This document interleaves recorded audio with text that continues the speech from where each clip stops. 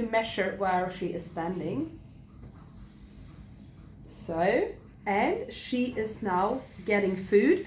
She's getting some really good concentrate. And you can see that there is a 3D camera that actually goes up and cleans the teats. And with the cleaning with water and air, you also do the stimulation, and you get the oxytocin that starts flowing in the body. So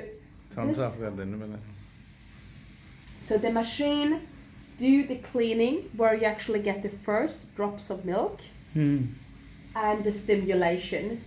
And now she's feeling really good. She's in a happy mood being milked, since they love to be milked and they have the oxytocin in their bodies.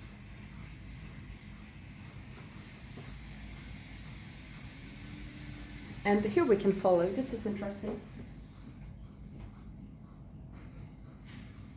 On this one up here, we can see we have the history. Let's see. Now they have cleaned, they have done the stimulation, and you can see that the first cup, and it goes in the back. Yes. And then always in the back, yeah. And then you have the second one coming in the back, and